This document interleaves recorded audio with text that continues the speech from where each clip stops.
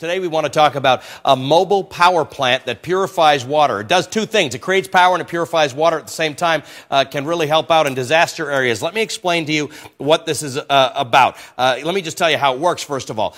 Basically, it takes sunlight. The sunlight goes into this plant, which is depicted as a battery, and out of it, as it's collecting, let's say, rainwater in a place that's flooded, there's been a disaster and there's mud and it's dirty and it's all that kind of stuff. It changes that dirty water into pure water, into hydrogen, and to oxygen. Of course, hydrogen and oxygen can be used for other things. Hydrogen is a known source of fuel. There are many people and places that power their cars or their homes or their businesses with hydrogen, and oxygen can be used, particularly in a disaster area, but anywhere, as a medical treatment. So this is kind of interesting that you can take dirty water, which exists in so many places, and turn it into clean water, power, and oxygen for medical uses. Let's talk more about this with Mike Stritsky. He's the Chief Technology Officer of the company that creates this, called The Essential Element, and Brad Carlson, who is the Chief Operating Officer of The Essential Element. Let's start with you, Brad. Let's talk about the water side of this thing. Where would you use this? Under what circumstances?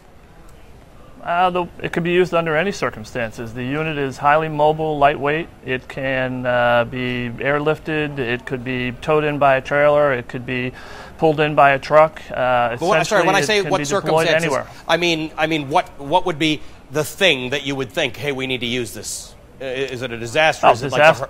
Go ahead. Disaster relief, flood relief, anywhere where you need clean water, where there's any kind of a crisis situation. All right, tell me a little about how it works. I gave a very rudimentary explanation, but basically what happens? You got a place where does the water source need to be? How does it go through this unit, and what happens to it?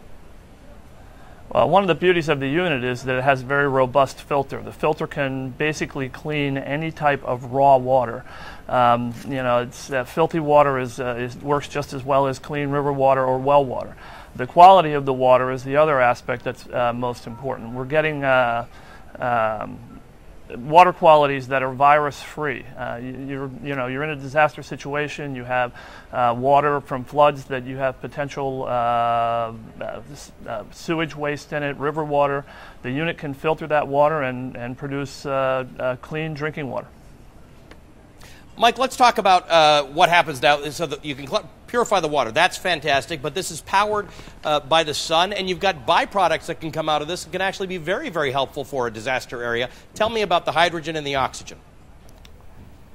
Basically, I live in the nation's first solar hydrogen home. I started this out 4 years ago, and I'm living off the grid now. So basically what I did is I packaged the technology used in the hydrogen home and made a portable application that can be used anywhere in the world.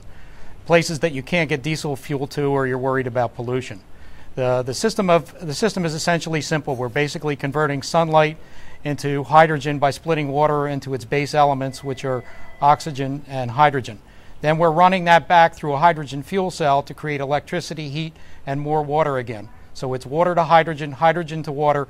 Power of the sun does the conversion. So we're essentially making our own fuel from water.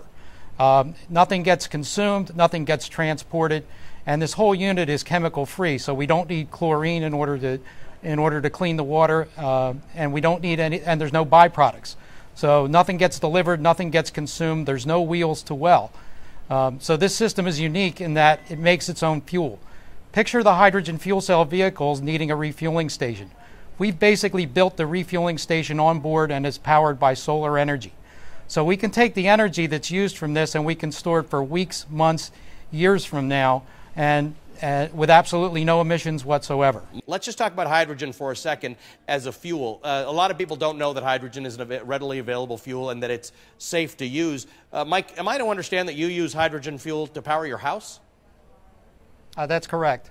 For the last 4 years, I've been storing hydrogen created from sunlight in regular old propane tanks, running it through a hydrogen fuel cell and getting electricity, heat, and water. I also converted all my appliances in the house to run on hydrogen as well. So my stove, my hot water heater, my dryer are all run off of renewable hydrogen.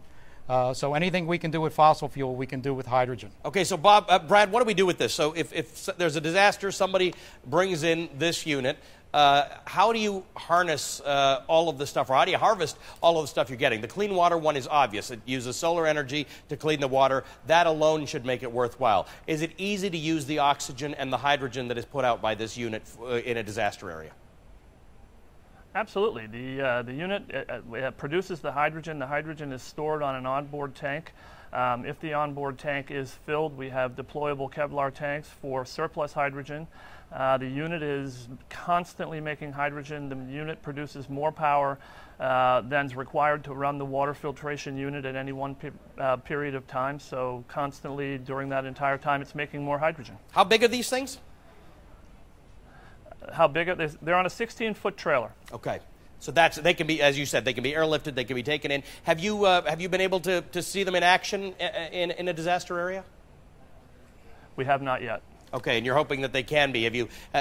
How's the marketing of this going? I mean, are there people who say, hey, this is something we need to have available because it can really help us out? The marketing reception has been overwhelming. The interesting part about the system is we're using components that have already been tried and true. The solar panels, the electrolyzer, the inverters, the filter technology has all been tested. It's really integrating a series of tested components into this unit, and that's what makes it seriously significant and also one of a kind. Brad Carlson, great to talk to you. Mike Stritsky, thanks very much for being with us to explain this. We love it. It's a big idea that could change the way we do things in the future.